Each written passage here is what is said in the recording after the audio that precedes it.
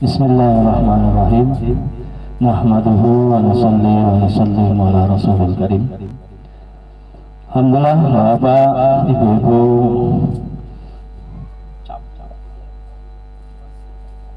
alhamdulillah Bapak, Ibu-ibu yang dimuliakan Allah SWT.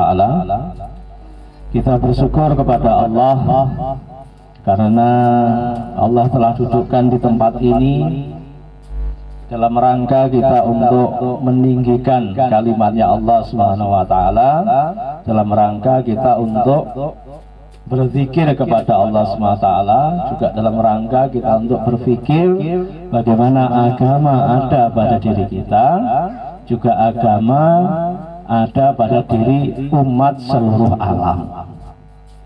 Jadi inilah sebetulnya tujuan Allah SWT ciptakan kita ke dunia ini.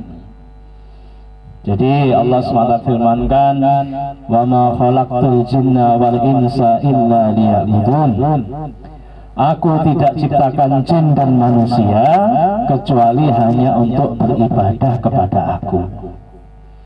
Jadi makanya hidup kita di dunia ini hanya untuk ibadah itu saja. Nanti yang dihitung oleh Allah apa-apa di dunia kita ini ya ibadah kita itu saja. Allah tidak akan ngitung, oh ini Allah tidak akan marah, Allah tidak akan mempermasalahkan. Misalkan kalau kita ini mungkin miskin, tidak punya harta, tidak punya mobil, tidak punya rumah, itu tidak ada hitungannya di hadapannya Allah. Tapi manusia ini akan dihitung-hitung oleh Allah SWT dari mana? Dari asbab amalannya, ya, dari asbab amalannya. Biarpun dia memiliki harta banyak, amalnya nggak ada, ya nggak ada gunanya. Tadi pagi Gus Yusuf juga menyampaikan, kita di dunia ini selama-lamanya kita hidup itu ya mesti mati, ya. Mesti mati. Dan mati ini tidak ada yang dibawa kecuali apa? Iman dan amal soleh. Jadi kita hidup di dunia ini hendaknya apa? Selalu untuk bagaimana waktu-waktu kita ini sibuk di dalam berzikir, sibuk dalam ibadah-ibadah kepada Allah. Sampai ini pun Allah SWT mengingatkan Rasulullah juga, wahai Nabi Muhammad, berapa lama pun kamu hidup, maka kamu itu mesti mati. Bagaimanapun kamu mencintai sesuatu, maka apa? Maka mesti nanti apa? Jadinya kalau kamu tidak meninggalkan dia, dia akan meninggalkan kamu. Jadi itu adalah satu perkara kepastian. Makanya kita hidup di dunia ini adalah memang tujuan untuk memperbanyak-banyakkan ibadah. Karena hal-hal lain itu tidak ada gunanya apa-apa lagi. Bahkan nanti di surga, tidak usah ngomong di neraka, di surga ini banyak orang-orang itu yang akan merasakan apa? Merasakan getun, rugi, ya. Merasa rugi akan kehidupannya di dunia, yang mana dalam detik-detik itu dia tidak mengingat Allah. Ini yang di surga. Karena apa? Katanya nanti di surga itu ada ceritanya dua orang masuk surga, ya, dua orang masuk surga. Maka satu masa salah satu orang ini dia sudah menikmati surganya yang luar biasa, ya, yang luar biasa. Tapi satu ketika dia sedang leyeh-leyeh di surganya, tiba-tiba apa? Tiba-tiba ada satu tetes air jatuh dari langit-langit surganya, mengenai pas di mulutnya. Dan dia merasakan, Masya Allah, ini kok air ini nikmat sekali. Lebih nikmat daripada apa? Daripada surga yang telah aku nikmati bertahun-tahun. Maka dia bertanya kepada malaikat, wahai malaikat, ini air dari mana? Kok begitu nikmatnya sekali? Maka malaikat mengatakan, bahwasanya itu adalah surga dari kawan kamu. Bocor, ya, bocor. Air selokannya bocor, ya, selokan, air selokannya bocor pas mengenai mulut kamu. Ini selokannya. Dan amalannya itu apa? Hanya selisih satu subhanallah dengan kamu. Jadi makanya apa? Satu satu amalan kita buat di dunia ini ya, ini merupakan besar sekali artinya ya. Karena apa, coba bayangkan ya, kita berpikir subhanallah berapa lama itu? 1 detik ya. Subhanallah 1 detik.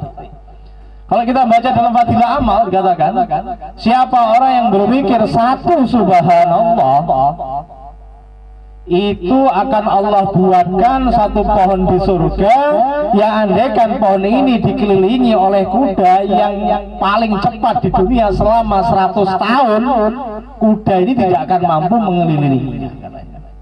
Coba kita ukur seberapa besarnya pohon ini. Kalau kita lihat ya, mungkin di Google itu, di Mbah Google itu dicek kuda tercepat di dunia itu berapa kecepatannya. Ternyata katanya kuda tercepat di dunia ini kecepatannya 75 km per jam. Jadi 1 jamnya 75 km. Kalau 10 jam 750 meter. Kalau 1 hari, kalau 1 bulan, kalau 1 tahun, anggap ini 100 tahun lah, anggap 100 tahun. Masya Allah ini ternyata kalau diukur-ukur, kuda yang lari selama 100 tahun dengan kecepatan 75 km per jam, ketemu luasnya itu 3 kali lipat dunia ini. 3 kali lipat dunia. 1 pohon. Masya Allah ya. Makanya ya namanya nikmat surga itu tidak akan Allah berikan di dunia ini. Karena apa? Enggak cukup. 1 subhanallah aja seperti itu. Apalagi kalau kita rajin zikir pagi petang, kita bukan cuma punya pohon, duwe alas. Duwe alas yang surga ngeri. Masya Allah. Nah kalau kita melihat pohonnya aja seperti itu, bagaimana istananya di surga? Masya Allah ya. Nggak bisa kita bayangkan begitu hebatnya akibat dari amal-amal yang kita buat di tempat kita sekarang ya. Makanya orang-orang di kuburan sana ya, orang di kuburan sana kata itu sekarang mereka ini merindukan balik ke dunia. Untuk apa? Bukan untuk nyalon presiden, tidak ya. Bukan nyalon kepala desa. Mereka apa? Akan kembali ke dunia. Mereka ingin sedekah, mereka ingin zikir walau sesaat. Karena apa? Begitu tingginya, begitu luar biasanya hasilnya nanti di akhirat sana. Tapi inilah namanya iman ya. Iman. Kita hidup di dunia ini ya, ada orang yang tidak beriman ya mikirnya laopo sembahyang nyusah-nyusah ya. Laopo tahajud nyusah-nyusah ya. Padahal ya nanti di akhirat begitu besar sekali yang namanya artinya itu. Jadi makanya bagaimana bapak-bapak, ibu-ibu, kita hidup di dunia ini hanya untuk itu saja. Dan Allah juga janjikan ya, orang beribadah di dunia ini ya, orang ibadah di dunia ini akan didatangi yang namanya kebahagiaan itu mesti.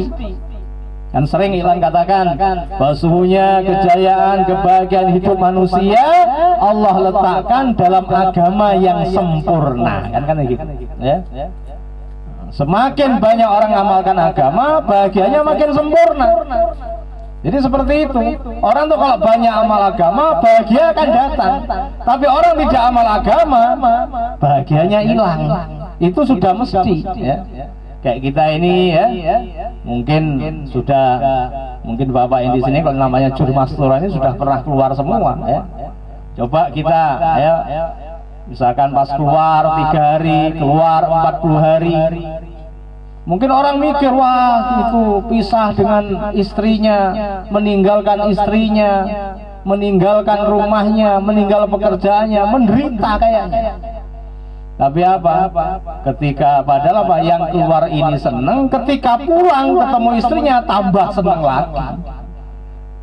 Bojone mung siji tapi manten anyar bolak-balik perasaan ngoten niku ya. Sampai saya juga kadang muzakar sama istri saya. Iya yo, bahasan mari metu. Waduh, masya Allah, mulai manten anyar. Lah wong sing gak tau metu itu terus kaya opo rasane ya. Sepo isane ngono ae gitu ya. Paling ya ngono ae. Akhirnya apa? Jadi kayak kakak adik, suami istri tapi kayak kakak adik, enggak apa, enggak ada lagi girohnya. Apalagi kalau keluar masturoh, masya Allah ya. Keluar masturoh 40 hari, keluar masturoh 2 bulan, waduh pulang wis gak iso dibayangkan sudah ya, begitu senengnya sekali. Mungkin orang yang melihat dari luar kok susah ya susah. Padahal apa, orang amal agama ini yaitu tadi senang yang akan datang. Di Indonesia ini mungkin seperti saya tadi liwat, masya Allah jalannya tidak bagus.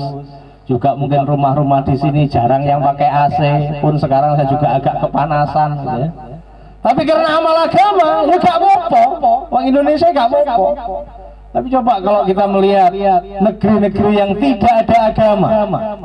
Beberapa tahun yang lalu saya ke Jepang 3 bulan, masya Allah di sana ya. Memang di sana fasilitas segalanya begitu bagusnya. Jalan tidak ada macetnya, makanan yang terbaik, makanan yang bagus, rumah-rumah yang bagus, teknologinya canggih, mesin cuci, kulkas, laptop dan lain sebagainya, semuanya serba canggih. Tapi apakah membuat mereka bahagia? Jauh, Pak, ya. Jauh sekali ya. Di sana ini termasuk Jepang ini salah satu negara yang angka bunuh dirinya tertinggi di dunia. Ya. Bahkan di Tokyo saja, di Tokyo tok, nggak ngomong kota-kota yang lain, orang yang menabrakkan diri di kereta di sana itu paling tidak 1 hari 24 orang. Jadi sedino benjam ono wong siji sing mati. Ini masih di kereta saja, yang lain-lain banyak sekali. Bahkan ketika saya keluar di sana, ada seorang mahasiswa dari Malaysia, dia nusroh kami, dan dia membawa mobil namanya mobil Toyota Aqua. Neng kene gak ono ya. Itu mobil bagus sekali, tidak ada suaranya, wis enak. Saya tanya ke dia, kamu kaya sekali, kuliah di sini tapi punya mobil yang bagus seperti ini. Ternyata dia katakan, oh, bukan punya saya, ini punya tetangga saya, orang Jepang asli. Saya pun tanya, kan nggak biasa Pak di sana pinjam-pinjam ya. Kalau di sini kan sakar penyele tidak mau. Di Jepang tuh tidak semudah itu. Berarti ini bagus ini. Maka dia ceritakan, iya ini mobil punya tetangga saya. Tetangga saya itu satu rumah hidup ibunya dengan anaknya perempuan. Ibunya dengan anaknya perempuan. Dan mereka nggak bisa nyetir, kalau kemana-mana saya yang nyetiri. Memang mobilnya dia. Dan anak perempuannya ini ngomong ke saya hidup di dunia ini hanya sekedar nunggui ibu saya itu. Kalau nanti ibu saya mati, nanti saya akan bunuh diri. Dan nanti mobil ini boleh kamu bawa ke Malaysia sana. Jadi cita-cita bunuh diri itu kayak orang makan pecel gitu. Enak gak kerasa salah gitu ya. Jadi ini apa, kehidupan yang tidak ada bahagianya. Bahkan di sana itu ya, setiap malam waktu itu kan saya juga diikuti oleh orang Jepang asli baru masa Islam 4 bulan. Saya tanya, apakah betul katanya di Jepang ini setiap malam minggu orang-orang buat istimai mabuk, baik itu laki-laki atau perempuan. Dia bilang, oh iya memang setiap malam minggu kami bersama kawan-kawan kami ya mabuk bareng. Kenapa kok mabuk bareng? Padahal kan enak fasilitas kamu. Ya kami stres banget, stres. Padahal apa? Padahal fasilitas begitu luar biasa, jalannya enak, negerinya juga dikatakan adil makmur ya. Di sana kalau punya anak itu Pak ya, saking sedikitnya generasi di sana. Itu kalau punya anak 1 disubsidi 40 juta, punya anak 2 50 juta, punya anak 3 60 juta. Terus itu ya. Saya enak mangkane wong Indonesia ya.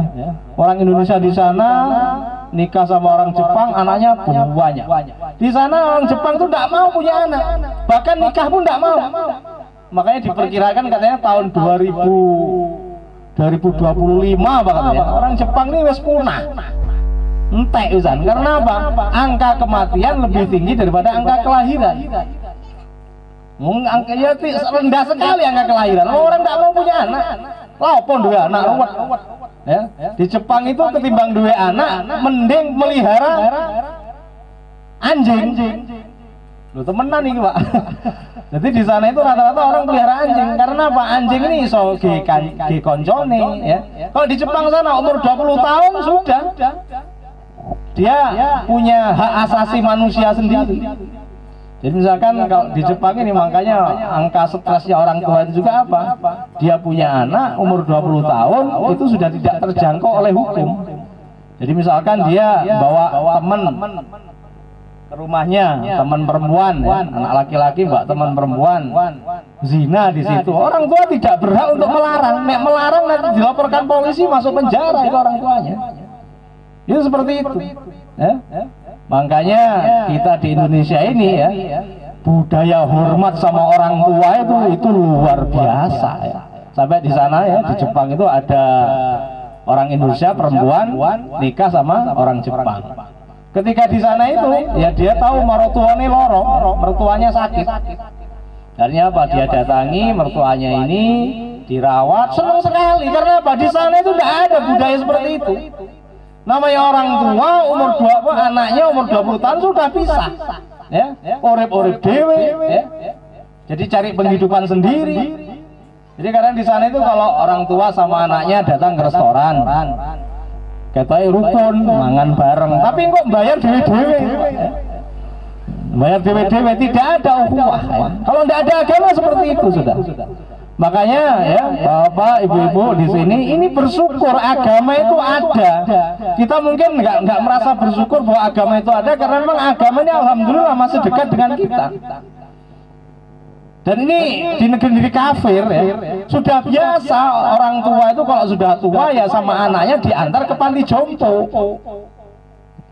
Pernah saya di Afrika ya, di Afrika Selatan, saya diajak khusus kepada satu perumahan bagus sekali. Bagus sekali, ini kok bagus sekali. Katanya ini anu Pak, rumah dari apa pemerintah. Tapi sesuai tak delok loh Pak, kok nggak ada anak muda sama sekali. Kok tua kabeh, orang tua semua, 60 tahun ke atas semua itu. Perumahan itu nggak ada yang di bawah umur 60 tahun ke bawah itu nggak ada. Katanya ya inilah Pak, ini perumahan khusus orang-orang tua sing wis digewak karo anaknya gak gelem kumpul karo wong tuwa. Ya ini akan terjadi karena apa? Kalau tidak ada agama, di mana-mana terjadi seperti itu. Di Eropa, ya, di Jepang, di Belanda yang katanya ngomong hak asasi manusia itu, ya itu menderita dewe. Makanya kalau ketemu orang Indonesia mereka senang sekali Pak. Ya tadi itu. Punya mantu orang Indonesia dirawat ibunya, dirawat, wah seneng sekali. Inilah kalau orang tidak ada agama, manusianya hilang, gitu. Manusianya hilang. Kayak sekarang ini konflik Palestina Israel itu ya, Israel menganggap orang Palestina pun bukan manusia, ya, animal human ya. Jadi dianggap kewan gitu, dianggap kewan. Ini kalau orang tidak ada agama, ya seperti itu. Angka bunuh diri begitu tingginya, tidak ada lagi yang namanya hubungan yang baik antara sama manusia. Ini kalau apa? Kalau tidak ada agama. Makanya ya kita duduk di sini ini betul-betul kita pikirkan agama itu tetap hidup sampai kepada anak-anak keturunan kita, ya, sampai kepada anak-anak keturunan kita. Juga termasuk makanya ya generasi yang baik itu dari mana sebetulnya? Ya dari rumah ini. Ya, dari rumah ini dengan hidupnya amalan-amalan di rumah ya. Saya tadi minta Karguzari bagaimana keadaan taklim di rumah, taklim rumah di Halako ini ya. Katanya penanggung jawab sini ya agak lulu. Ini hati-hati Bapak Ibu-ibu ya. Ojo diremehno sing jenenge taklim rumah itu. Kalau sampai taklim rumah ini sudah tidak pernah dibuat, kesan agama kepada anak-anak itu akan hilang dengan sendirinya, gak kroso. Sekarang kalau kita tidak mendidik anak-anak kita dengan taklim rumah, apa yang terjadi? Siapa yang mendidik mereka? Yang mendidik mereka orang kafir nanti. Melihat HP hari-hari, ajarannya di HP itu akan diikuti ya. Akhirnya apa? Ya akhirnya mereka akan ikutan orang-orang yang memang posting-posting di situ berita-berita yang buruk itu. Makanya bagaimana kita tingkatkan taklim rumah ya? Tingkatkan taklim rumah, minimalnya di rumah ini bagaimana kita buat taklim setengah jam lah paling nggak, kalau nggak 1 jam, setengah jam lah ya. Dan ini banyak cerita-cerita bapak ibu-ibu dengan hidupnya taklim ini memang akan betul-betul merubah yang namanya hati-hatinya anak-anak keluarga kita. Terutamanya apa? Kepada anak-anak ini ya, kita sampaikan mereka keteladanan ya. Mungkin kalau anak-anak diomongi perkara fadilah sholat ya, mungkin nggak begitu mudeng, fadilah zikir nggak begitu mudeng, tapi apa yang penting ini apa? Yang namanya manusia itu senang cerita. Saya kira juga bapak-bapak sampai tua pun senang cerita, apalagi anak-anak. Makanya film paling populer itu biasanya film-film kartun itu, karena apa? Anak-anak paling suka cerita-cerita. Makanya kisah-kisah sahabat itu penting sekali kita sampaikan di dalam kepada anak-anak kita, sehingga apa? Mereka ini punya keteladanan itu di situ. Dan bahkan ini bapak ibu-ibu ya, kata Kiai Zairon dulu, saking kuatnya aura nama saja, aura namanya sahabat itu saja. Itu dahulu orang kalau mau perang katanya, itu nama-nama Ashabul Badar itu ya, nama-nama orang-orang yang perang Badar itu ditulis nanti taruh di sakunya, langsung kebal sudah. Ini apa? Namanya sahabat. Dan ini juga nama-nama sahabat ini auranya itu saya pernah pengalaman sendiri. Ada orang kena jin di depan saya, dia bilang, Pak, aku kena jin, Pak. Hanya apa? Saya buka HP itu nama-nama sahabat karena ini tidak apa. Saya sebut namanya sahabat satu-satu itu sama jinnya kepalanya itu diputer. Iya Pak, ndasku diputer Pak, kalau jin gue Pak, gak oleh ngeruwono sampean kan. Ini apa? Aura namanya sahabat itu luar biasa kalau kita sebutkan terus ya. Saya tidak bisa bayangkan. Alhamdulillah, sekitar setahun yang lalu, saya keluar Masturoh di Mekah Madinah. Dan waktu itu Kiai Bet juga pesan kepada saya, kalau bisa Parwoko katanya, sampai datangi Badar. Jadi di Badar itu ya. Nah ini makanya saya juga ya pengen nyemangati lah bapak ibu di sini supaya segera ke Mekah Madinah ya, 40 hari nanti di sana ya. Jadi di Badar ini ada 3 tempat ya. Saya doakan bapak semua bisa ke sana ya, bapak ibu bawa ke sana ya. Ada 3 tempat. Yang pertama yaitu tempat kuburannya Syuhada Badar. Ini Masya Allah ya, luar biasa. Terus yang kedua Sumur Birrauhah. Nah, Sumur Birrauhah ini adalah sumur yang mana itu ya, ketika dari sahabat-sahabat dari Madinah mau berangkat perang Badar itu melewati sumur itu. Dan orang kafir tahu, mereka mendahului, akhirnya sumur ini diracun. Ketika Rasulullah bersama para sahabat lewat di situ, maka intelijennya Rasulullah ngabari malaikat Jibril ya. Itu ya Rasulullah, itu sumurnya sudah diracun sama orang kafir. Makanya apa? Oleh Rasulullah didoai, diludahi, akhirnya apa? Air itu pun jadi netral. Waktu itu juga banyak kawan-kawan yang ngambil, saya juga termasuk ngambil ya airnya itu ya sebagai apa namanya ya bekas ludahnya Rasulullah, ngambil barokahnya. Terus yang luar biasa lagi, yang ini konteksnya cerita saya ini adalah apa? Tempat perang Badarnya. Tempat perang Badarnya di mana Abu Jahal mati di sini. Ya, itu ada sumur di Badar itu, sekarang sudah ditutup, tapi masih kelihatan apa bentuk sumurnya. Itu Abu Jahal mati di situ. Itu kan sudah berapa tahun yang lalu, 1400 tahun yang lalu ya, matinya di situ. Itu bau bangkai sampai sekarang masih terasa. Kalau tidak percaya bapak sampai ke sana. Jarak 20 meter ya, jarak 20 meter. Bau bangkainya itu masih bau gitu, masih terasa. Padahal 1400 tahun yang lalu. Bau bangkai, bau amis gitu. Masya Allah, ya bersyukurlah ya hebat nyuruh saya ke sana ya. Dan ini kita bayangkan Abu Jahal, aura baunya itu masih terasa sampai sekarang. Padahal apa? Seburuk-buruk orang, laknatullah alaih. Apalagi namanya para sahabat, ya, namanya para sahabat. Mereka masih tetap bau wangi ya. Sampai pernah ketika di Uhud ya, di Uhud ada banjir.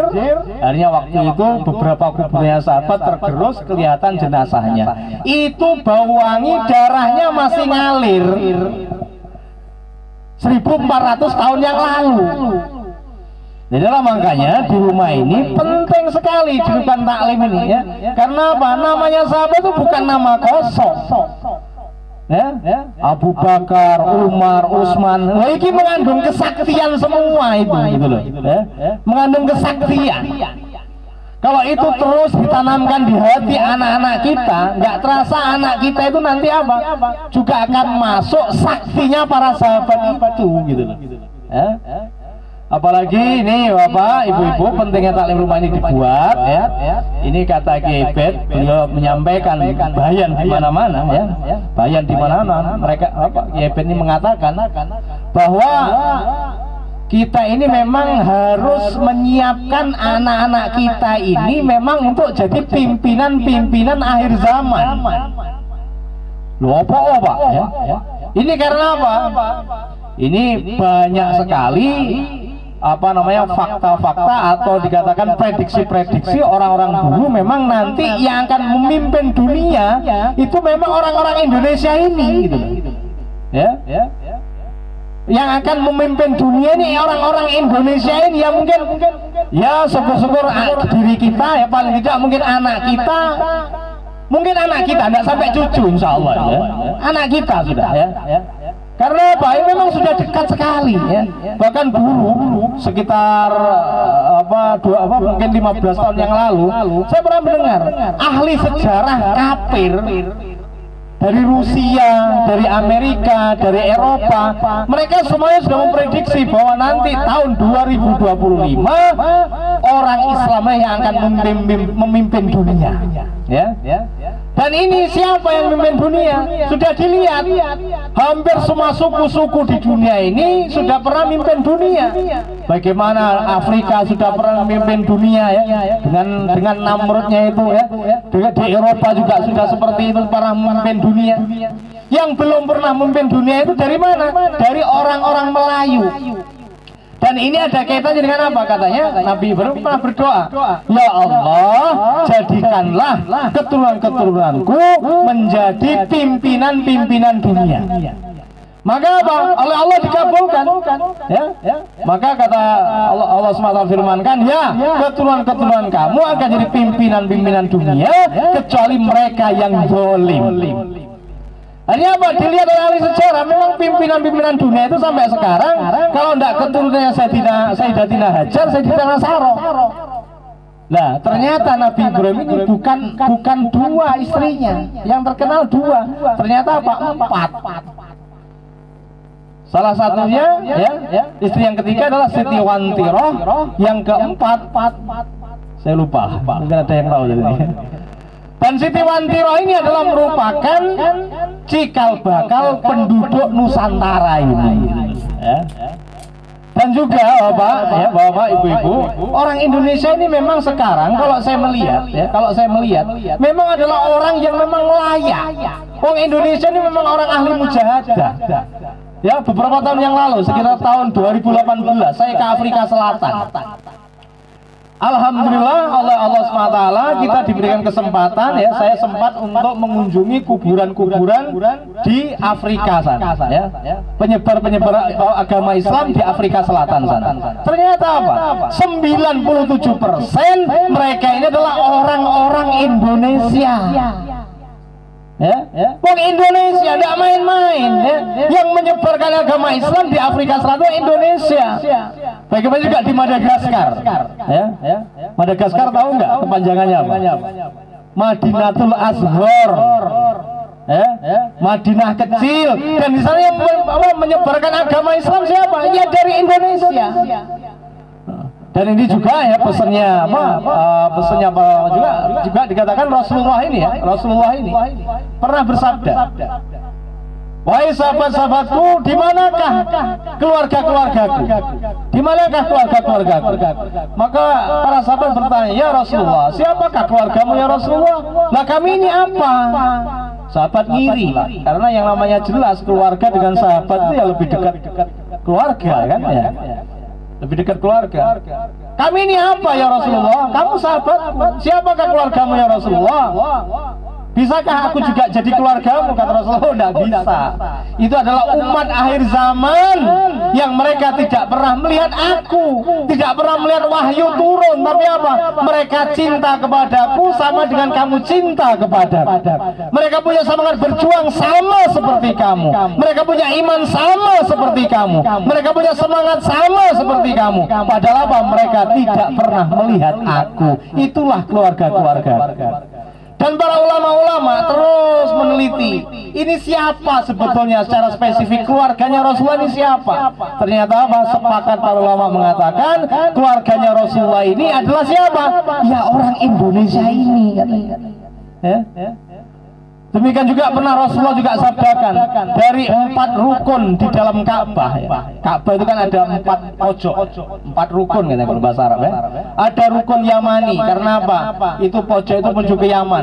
Ada rukun Syami, itu karena apa? Menuju ke Syam. Ada rukun Iraki, karena itu menuju ke Irak. Ada satu pojok namanya rukun Aswadi. Disitulah Hajar Aswad berada. Dan Rasulullah mengatakan, yang paling aku senangi dari pojok Ka'bah itu adalah rukun Aswadi, rukun yang ada Hajar Aswadnya. Bapak tahu enggak kemana arahnya rukun Aswadi itu? Ke Indonesia. Ya? Dan kalau kita nih mungkin pernah baca Fadilah Haji, dikatakan siapa orang yang setelah tawaf dan berdoa di Multazam, maka doanya pasti akan diterima oleh Allah. Kalau kita tahu Multazam itu menghadap kemana ya? Nah ini Multazam ini katanya kalau kamu bisa berdoa di Multazam, kalau tidak di belakangnya, kalau tidak di belakangnya lagi, belakangnya lagi, belakangnya lagi, belakangnya lagi. Mana yang paling belakang? Indonesia. Jadi orang Indonesia ini kalau doa itu lebih mudah diterima doanya daripada di negeri-negeri yang lain. Demikian juga bagaimana ulama-ulama di Palestina ya. Mereka mengatakan kami tidak berharap kepada negeri-negeri Arab, sama sekali tidak ya. Kami berharap adalah kepada orang Indonesia. Bahkan ada 5 orang Palestina, ulama Palestina bermimpi hal yang sama. Dia telah melihat ya, Rasulullah menyambut satu pasukan besar ya, yang akan membebaskan Masjidil Aqsa dan diserahkan kepada orang Palestina. Maka orang Palestina bertanya, siapa ini wahai Rasulullah? Pasukan begitu besar dan nampak kau begitu cinta kepada mereka. Rasulullah mengatakan itulah orang Indonesia. Jadi makanya ya kita ini semangati lagi bagaimana taklim di rumah kita. Untuk apa? Mendidik anak-anak kita ini supaya apa? Cocok jadi pimpinan-pimpinan akhir zaman. Dan ini akan pasti terjadi. Ya akan pasti terjadi. Masalahnya apa? Masalahnya kita yang menjadi pelaku, penonton atau korban. Naudzubillah kalau korban ya. Tapi jadi penonton ini juga tidak dapat apa-apa. Tapi yang terbaik apa? Menjadi pelakunya, ya, menjadi pelakunya. Makanya bagaimana di rumah kita ini ya, kita sungguh-sungguh hidupkan taklim, ya. Bapak-bapaknya juga hidupkan taklim. Bagaimana juga ibu-ibu ini juga menjaga bapak-bapaknya juga untuk supaya menghidupkan amal. Ya, mungkin taklim kita, misalkan ba'da isya, mungkin bapak-bapaknya sedang takaza, sedang apa, maka ibu taklim sendiri. Nanti kalau sudah pulang, bapaknya disambut dengan senyuman manis, ya, dengan sambutan yang hangat, kasih kopi panas. Pak, alhamdulillah saya sudah taklim bersama anak-anak. Saiki sampean taklim dewe, Pak. Nah, gitu, ya. Ojo monggo Pak tilem lah kenaan bapak itu ya. Jadi apa? Kasih buku taklim, suruh taklim sendiri bapak-bapaknya. Ini namanya apa? Menjaga suami untuk apa? Amalkan agama. Juga bagaimana ibu-ibu ya, waktunya jauh lah, ini juga diperhatikan bapak-bapaknya. Saya tadi tanya bagaimana 5 amal di sini ya, begitu Alhamdulillah ada ya, biarpun mungkin agak ini diperkuat. Dan ini Bapak, dan ini ibu-ibu ya, seorang laki-laki itu tidak akan kuat tanpa dukungan dari istrinya. Ya, ini pernah satu peristiwa terjadi satu tempat ya. Ada seseorang ini biasanya hari Jumat habis asar dia tidak pulang karena mau jauhlah. Ternyata Pak dia pulang. Ketika pulang istrinya nanya, "Loh Mas kok pulang? Kan biasanya jauhlah." "Iya awakku rotok gak enak ya. Rotok flu lah, rotok meriang lah." Ini istrinya ini Masya Allah. "Mas, samban budal meneh nang masjid, jauhlah." Ngomong nang amire. "Mir, aku gak penak aku tak zikir ae." Makanya apa Pak? Ya, namanya laki-laki Pak diusir perempuan seperti itu ya. Gak duwe rai Pak, budal meneh nang masjid. Budal meneh nang masjid, akhirnya dia ngomong ke amirnya, "Mir, saya tidak kuat, flu, ya saya tak zikir saja." "Ya monggo." Amirnya bijaksana. Bukan terus, insya Allah sembuh nanti kalau jalan enggak ya. Hanya dia apa? Zikir. Namanya karbon Pak, wis awake loro kon zikir. Apa yang terjadi? Keturun Pak. Terus biasa lah. Enggak loro turu gitu. Nek loro gitu ya. Akhirnya apa Pak? Tapi Masya Allah ya, yang namanya orang jauh lah ya, dikasih zikir, ketiduran, barokah juga Pak, ngimpi Pak, ngimpi didatangi oleh Rasulullah. Rasulullah datang, Masya Allah katanya, "Aku senang sekali dengan perbuatan istri kamu. Sampaikan salamku kepada istrinya kamu ya, yang sudah maksa-maksa kamu untuk jauhlah," katanya. "Aku senang dengan perbuatannya." Jadi wanita ini akan dikasih salam oleh Rasulullah ketika menyuruh suaminya untuk amalkan agama. Jadi seperti itu. Nah, jadi makanya ya ini ya ibu-ibu perhatikan kapan suaminya nisab ya. Ini masa satu halako karkunya banyak cuman satu jamaah itu pun cuma 6 orang gitu. Waduh, ini berarti ibu-ibunya ini yang tidak sungguh-sungguh memperhatikan amalan suaminya. Jadi ibu-ibu, wanita di dunia ini ada dua ya, ada dibagi jadi dua. Yang satu penentang agama, yang satu pendukung agama. Penentang agama itu bagaimana? Ya, kadang mungkin ya waktunya suaminya keluar dihalang-halangi. Bahkan saya pernah usuli orang mau 3 hari ya, muslim mau 3 hari, tak entah ini kok suwe gak teko-teko. Ternyata apa? Ketika nyampe di jamaah tasnya basah semua. Saya tanya, "Lho Pak, kok teles kabeh tasnya sampean Pak, kelambi-kelambi ini?" "Iya Pak, arpe budal tarung kisik, bajuku dilempar ke selokan," kata sama itu. Nah ini wanita penentang agama ini ya. Wanita penentang agama mau keluar dibot-boti. Tapi sebetulnya juga ada ya, saya juga pernah nanya, "Pak, sampean kalau keluar 4 bulan gimana istri sampean Pak?" "Ya alhamdulillah Pak, nggak masalah. 40 hari, alhamdulillah tidak masalah. Kalau tidak keluar, alhamdulillah tidak masalah juga." Jadi wanita seperti ini masih kategori wanita penentang agama masih. Karena apa? Melihat suaminya tidak keluar fisabilillah, melihat suaminya tidak amalkan agama, malah kok dijarno ae. Ini berarti wanita masih kategori penentang agama. Jadi ini ibu-ibu diperhatikan suaminya, amalan-amalan suaminya ya. Karena suami itu kalau sudah ditarget istrinya ini sudah tidak punya muka sudah selain berangkat. Ya kayak itu namanya sama Abdullah bin Amr bin Jamuh ya, Amr bin Jamuh yang dia kakinya pincang. Ketika ada panggilan perang Uhud, maka dia juga di masjid dan istrinya begitu kagetnya ketika apa? Suaminya pulang. Loh, kok boleh Mas? "Iya, saya dapat rukhsah dari Rasulullah karena kaki saya kan pincang," katanya. Rukhsah. Tak percaya aku katanya.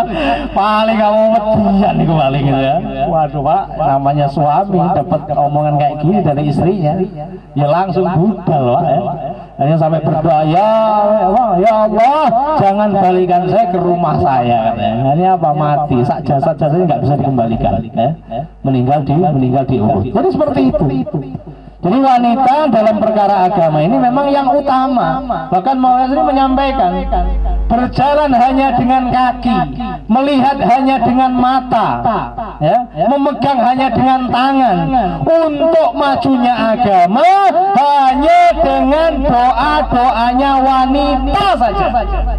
Wanita saja, nggak ada yang lain. Ya. Kalau wanita sudah doa, jebol semua sudah, ya, jebol semua. Makanya seperti saya tanya, bagaimana negeri jauh di sini ternyata masih belum ada. Nah ini berarti apa? Wali di rumahnya belum doa betulan ini, ya. Karena apa? Kata siapa wali di rumah ini? Katanya wanita soleha doanya lebih kuat daripada 70 waliullah. Bayang no ya, doanya lebih kuat daripada 7 waliullah, dan satu wanita soleha itu dianggap seperti satu wali, tapi doanya lebih kuat daripada 70 wali. Sak wali cukup gitu ya. Jadi berarti apa? Hanya kurang doanya saja. Ya. Saya pernah ini, Bapak Ibu, saya cerita ya. Ketika tahun 96 saya berangkat ke India. Masya Allah, ketika di Nizamuddin tuh saya melihat ada namanya Pak Abdurrahman, Ustadz Abdurrahman, pinter bahasa Arab, orang Padang. Waktu itu saya lihat ini, Masya Allah, dia itu punya daya tarik tersendiri. Setiap orang melihat dia mesti pengen ngekei sesuatu gitu. Dia dikejar orang Arab, dikejar orang Eropa di markas Nizamuddin India ini. Untuk apa? Dikasih duit. Ketika itu saya pun juga mikir, ketemu bapak ini saya harus ngasih sesuatu kepada bapak ini, kepada Pak Abdurrahman. Waktu itu saya sudah mau pulang, punyanya cuma senter, sentolop itu. Terus itu tak serahkan, terus itu satu-satunya barang yang saya punya waktu itu. Dan waktu itu saya tanya, Pak Abdurrahman, bapak ini, bentar Pak, saya infirodi Pak. Bapak ini kayaknya punya amalan-amalan khusus. Kenapa Pak? Iya, saya lihat Bapak dikejar-kejar orang Arab, dikejar-kejar orang Afrika, dikejar-kejar orang Eropa, dikasih duit, dikejar-kejar. Termasuk saya pun pengen ngasih sesuatu pada Bapak. Bapak punya amalan apa? Apa dia bilang? Ini Pak Ali, kalau saya mungkin nggak punya amalan apa-apa. Dia ceritakan, saya ini seorang pedagang kecil, pedagang sayuran keliling perumahan. Ya bukan itu aja, namanya pedagang juga berapa sih Pak hasilnya. Tapi juga yang membuat berat saya apa? Istri saya. Saya punya istri ini wis dadi kembange tempat tidur, nggak bisa kemana-mana, sakit keras. Yang mandikan saya, yang buang saya, ya, yang bersihkan kotorannya saya. Dia tidak bisa kemana-mana. Tapi satu ketika istri saya telah berucap kepada saya, abang saya dengar mau berangkat ke India, Pakistan, Bangladesh. Oh iya ya, nanti kalau kamu sudah sembuh saya akan bersiap-siap ya. Waktu itu katanya sudah juga buat paspor. Saya bersiap-siap, nanti kalau kamu sudah sembuh saya berangkat. Kata istrinya, abang berangkat sekarang juga. Lah kamu di mana? Biarlah Allah yang jaga saya. Waktu itu Pak katanya, dia cerita ke saya, keluar dari rumah itu membawa uang 250.000 rupiah. Tapi subhanallah katanya, ya itu tadi, di jalan-jalan orang berebut ngasih duit sama dia. Bahkan dia cerita ketika saya di Singapura Pak, nyampe di Singapura katanya, saya naik bis, tiba-tiba ada mobil menghadang bis yang saya naik. Keluar orang bawa amplop, langsung masuk di bis, dikasih saya. Ternyata apa? Saya buka uang $500, nggak tahu siapa orangnya katanya. Jadi ini apa maknanya? Sebetulnya negeri Jawa itu gampang, yang penting apa? Ibu-ibunya doa betulan. Bapaknya niat tenanan, ibu-ibunya doa betulan, sudah dari langit tuh buka semua. Ya, dari langit tuh buka semua sudah. Jangan mikir waduh Pak, aku sik tani sakmene, bayaranku sakmene ya. Mungkin penghasilan saya cuma segini. Jangan mikir itu, Allah. Ya. Kita lihat kemampuannya Allah. Ya. Kita hari-hari sudah dididik untuk apa? Baca Yasin. Kita kan tahu Yasin itu Pak, apa fadilahnya Pak? Ketika kita punya hajat di hari itu, maka apa? Akan Allah buka hajatnya, akan Allah berikan hajat-hajat. Ya seperti itu. Demikian juga kita ini apa Pak? Sudah punya amalan-amalan tahajud, ya. Tapi apa? Banyak ini kata Kaiser, orang-orang punya tahajud, orang-orang punya sholat duha, orang-orang punya al-waqiah, orang-orang punya Yasin. Tapi apa? Mereka hanya melihat Yasin, duha, tahajud itu hanya sekedar ritual ibadah saja. Kadang zikir, masya Allah, torekon sampai miring-miring. Tapi itu pun hanya apa? Hanya sekedar untuk zikir saja, tidak untuk mendatangkan pertolongannya Allah. Padahal apa? Waktunya sama, yang dibaca sama, tapi di hatinya berbeda, maka hasilnya pun berbeda. Ya, hasilnya pun berbeda. Saya pernah, Bapak, Ibu-ibu, ya, mungkin tidak mau masih, Pak. Sampai jam berapa?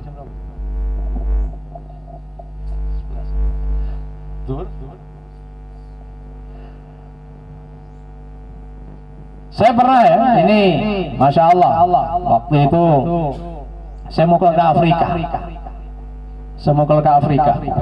Waktu itu satu jamaah saya ini terdiri dari fuqara dan masakin semua. Orang-orang nggak punya duit semua.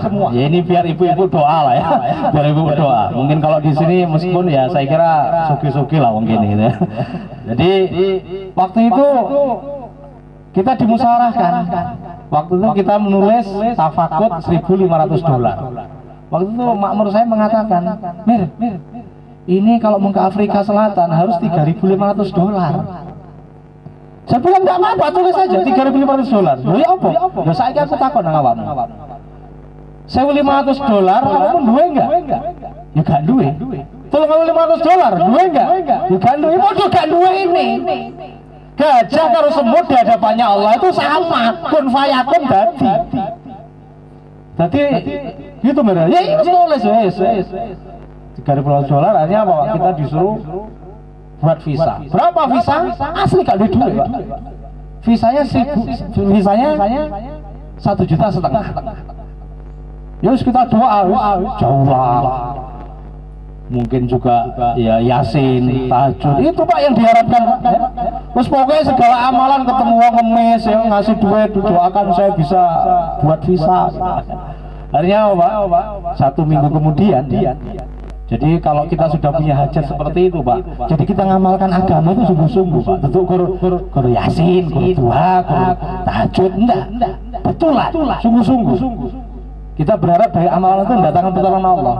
Subhanallah Pak, seminggu dapat Pak 1,5 juta. Hanya kita kirim. Jadi makmur saya juga nanya lagi, Mir, ini katanya pasti dapat visa. Lah kok tiket pesawatnya ya apa? Oh, saya penting gawe di sini. Apa yang bisa kita buat dulu. Jadi gak duwe Pak, duwe ongkol ndak ono. Saya 500, 1,5 juta. Alhamdulillah Pak, dapat 10 hari, dapat itu visa. Wah, seneng Pak. Diposting tuh visa, ditebarkan di grup Jawa Timur. Wah, alhamdulillah, jamaah yang akan berangkat Afrika Selatan sudah dapat visa. Seneng Pak, mari seneng susah. Duit pesawat ini gitu ya. Pesawatnya waktu sekitar 20 juta Pak. Dan waktu kita oleh-oleh markas ini disuruh segera berangkat, tidak boleh berlama-lama ini. Harinya apa Pak? Kita tahajud hari-hari, Yasin hari-hari ya. Dan Yasin ini betulan Pak. Saya ingat Kiai Zairon menyampaikan, kalau kamu punya hajat, berdoalah di satu malam, ada satu waktu dalam satu malam itu Pak, doa itu diterima. Tidak tahu, entah jam 10, entah jam 11, entah jam 12.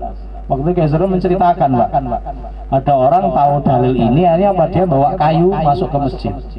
Hanya dia doa dari Isya sampai subuh. Ya Allah, jadikanlah kayu jadi emas. Jadikanlah jadi emas. Dibaca terus. Jam 10 dilihat masih kayu. Doa lagi, ya Allah jadikan kayu jadi emas. Jam 11 masih kayu. Jam 12 dilihat masih kayu. Hari mangkel. Ya Allah nih kata emas ya Allah, jadi wesi ya Allah. Artinya apa? Jadi wesi temenan Pak ya. Mungkin ya ketika itu doa dikabulkan, kurang sabar ya. Kurang sabar. Artinya apa Pak? Alhamdulillah Pak, dapat 15 hari kita jauh lah kita. Terus pokoknya jauh lah seminggu sekali itu kurang Pak. Bahkan jauh lah seminggu 7 kali itu masih kurang. Ketika apa? Ketika ada hajat, karena memang kita tidak punya duit apa-apa. Akhirnya alhamdulillah Pak ya, mungkin kalau saya ceritakan prosesnya panjang. Alhamdulillah setelah sekitar 10 hari kita dapat tiket pesawat 20 juta. Wah, seneng Pak sak jamaah Pak. Ya. Mari seneng susah meneh Pak. Lah urip di kono ya opo? Karena apa? Hidup di Afrika Selatan gaya hidupnya seperti di Eropa, Pak. Ya mungkin 3 bulan ya 10 juta lah. Tapi ya sini kita punya pengalaman kan? Nah, ya jauh lah lagi ya. Apa saja masuk jeding baca doa itu niatnya supaya Allah berangkatkan negeri jauh. Sampai mahma Pak, kita jima sama istri pun ya Allah jadikan jima ini sebagai wasilah saya berangkat negeri jauh. Sampai seperti itu betulan ini Pak ya. Saya enggak main. Karena apa saiki wis gak ono Pak sing diarepno Pak ya. Kalau jima kan ikhlas gitu Pak. Jadi mungkin ya lebih bisa diterima lah gitu ya. Jadi akhirnya apa ya? Alhamdulillah dapat 1 minggu dapat. Wah seneng Pak, alhamdulillah tiket sudah ada, visa sudah ada, biaya hidup sudah ada. Setelah itu istri ngomong alhamdulillah Mas oleh kabeh Mas. Ya awak ki urip Mas pengen blonjo pisan gitu. 5 bulan blonjo Mas. Nah itu kita punya pengalaman itu. Alhamdulillah kita jauh lagi, yasinan lagi. Alhamdulillah seminggu dapat.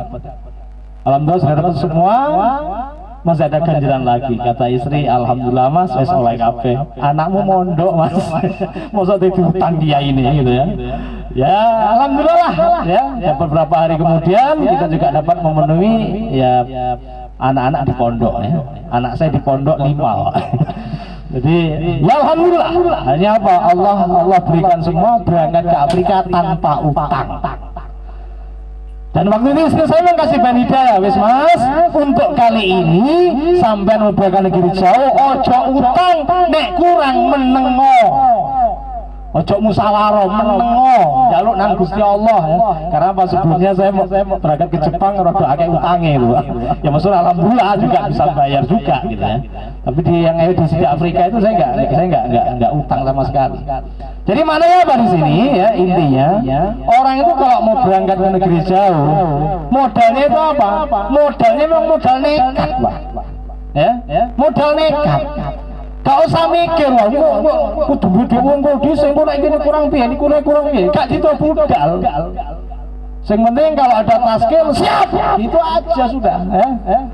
Gak usah mikir, nanti Allah gak mikir-mikir ngasih bantu sampean gitu. Jadi seperti aja ya. Siap gitu aja sudah ya. Ojo ngomong nggak siap, hati langsung siap no ya. Nanti Allah gampangkan ya. Makanya ya dari sini betul-betul ya usaha negeri jauh dikeluarkan lagi ya. Juga bagaimana master dikeluarkan lagi ya, ibu-ibu betul-betul juga memperhatikan karena memang juga sebesar-besar pertolongan Allah ya, sebesar pertolongan Allah yang akan datang itu dari mana? Dari bapak-bapaknya yang menghidupkan amal makomi di luar, ibu-ibu menghidupkan amal makomi di dalam rumah. Itu yang paling penting ya, itu yang paling penting. Kalau itu sudah selesai, sudah semuanya gampang. Mau negeri jauh kemanapun gampang ya, bahkan ke bulan juga gampang sudah ya. Kalau apa? Amal rumahnya sempurna ya, amal makomnya sempurna, sudah berangkat dari itu saja. Orang sekarang kan banyak mikirnya kalau negeri jauh kudu kerja dhisik, kudu ngumpulno duit sik. Keliru besar ya, keliru besar. Apalagi saya katakan tadi, Indonesia ini posisi geografisnya di hadapannya multazam. Jadi apa? Ini jadikan sebagai apa? Ini jadikan sebagai acuan untuk kita ini betul-betul bisa berangkat. Doa tok wis cukup. Doa tok asli, doa tok itu sudah ya. Doa tok cukup ya. Doa tok itu cukup sudah untuk sebagai senjatanya orang Islam. Apalagi apa yang saya katakan tadi ya, kata KP juga. Orang Indonesia ini begitu dicintai oleh Rasulullah. Masa umat yang dicintai oleh Rasulullah harus diangel-angel? Enggak. Sekarang kita ini orang yang paling dibenci sama setan, Pak. Kalau dibenci sama setan berarti paling disenangi karo malaikat. Kenapa dibenci sama setan? Ketika kalau haji itu yang terbanyak dari mana, Pak? Indonesia. Yang wukuf di Arafah paling banyak dari mana? Ya jelas dari Indonesia. Makanya katanya ketika wukuf itu Kepek kemarin menyampaikan, ketika wukuf orang-orang berdoa di wukuf, yang diampuni dosanya itu bukan cuma yang wukuf, tapi siapa? Seluruh orang di dunia pun dosanya diampuni oleh Allah. Dan yang wukuf itu paling banyak orang Indonesia, makanya paling digedingi setan, Pak. Nek digedingi setan paling dicintai malaikat, makanya dicintai malaikat ngopo ae gampang diterima karo Gusti Allah. Ya, itu sudah nih saya kita ini orang Indonesia akan jadi pimpin akhir zaman. Yang penting apa? Sekarang kita hidupkan amal masjid kita, bapak-bapaknya dijaga oleh ibu-ibunya, dijaga amalannya, kapan keluar 3 harinya, kapan ke markasnya, kapan musyawarah halakohnya, ya, kapan ke indornya, ya, kapan kapan musyawarah Jawa Timurnya, ya, kapan musyawarah provinsinya, itu diperhatikan, ya, diperhatikan. Dan juga bagaimana kita melihat suami kita, bagaimana amal makominya, bagaimana taklim masjidnya, bagaimana 2,5 jamnya. Apalagi ini yang paling teruk sekarang 2,5 jam nih ibu-ibu. Makanya bapak-bapak harus diingatkan sama ibu-ibu. Bapaknya ini kena apa? Kena penyakit wegah, kena corona ini menjalar sampai sekarang. Wegah dakwah, ya. Wegah 2,5 jam, ya. Pada 2,5 jam ini merupakan apa? Merupakan perkara yang juga merupakan hal yang sangat besar sekali yang mendatangkan pertolongannya Allah. Jadi seperti itu, diperhatikan, ya. Jadi kalau sudah itu diperhatikan, amal rumah dijaga, nanti anak-anak pun terjaga menjadi anak yang soleh dan soleha. Dan ini penting juga, ya, untuk ibu-ibu, ya, bapak-bapak juga sebetulnya, adalah bagaimana kita memberikan arahan kepada anak-anak kita ini untuk apa?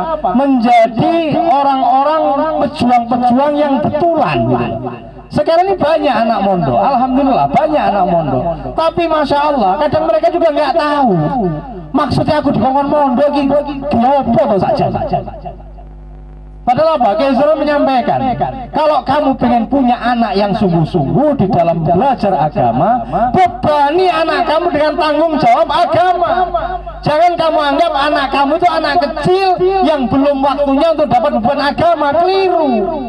Bahkan anak kecil ini, ya, mungkin kita punya anak umur 6 tahun, sudah biasa kita ajak ke masjid. Ketika dia main, kasih beban. Nah, kamu mau main ke tetangga kamu, maka apa? Temennya tetangga kamu itu ajak juga ke masjid. Kalau bisa bapaknya juga ajak ke masjid. Sehingga apa? Sehingga anak pun pikirnya apa? Mempengaruhi orang. Sekarang ini banyak orang mikir takut dipengaruhi orang, anak-anaknya takut dipengaruhi tetangganya yang jelek, ya. Takut anaknya kepengaruh hal yang jelek. Kalau kita takut anak kita dipengaruhi orang, kenapa kita tidak mengajari anak kita mempengaruhi orang? Karena apa? Karena hidup ini seperti perang katanya. Kalau tidak dibunuh, dibunuh. Kalau tidak bunuh, dibunuh. Kalau tidak mempengaruhi, ya dipengaruhi. Maka apa? Ciptakan anak-anak kita ini orang yang bisa mempengaruhi orang. Dan kita kasih beban dia. Nah, kamu nanti mondok umur 6 tahun kita omong. Umur 5 tahun kita mau kamu mondok nanti sungguh-sungguh. Karena apa? Kamu nanti aku kirim ke Rusia saja. Kamu nanti aku kirim ke Amerika saja. Kamu akan aku kirim ke Eropa saja. Sehingga apa? Kamu akan jadi dai-dai di sana, ngajar orang di sana, sehingga apa? Mereka semuanya masuk Islam. Sehingga apa? Anak masih kecil dapat omongan seperti itu, pikirannya akan meningkat besar dan punya tanggung jawab besar. Dan nggak cengeng, nggak didik-didik, boyong ke pondok, boleh dikebui ustadz boyong. Ini karena apa? Anak-anak nggak punya apa? Nggak punya tujuan hidup.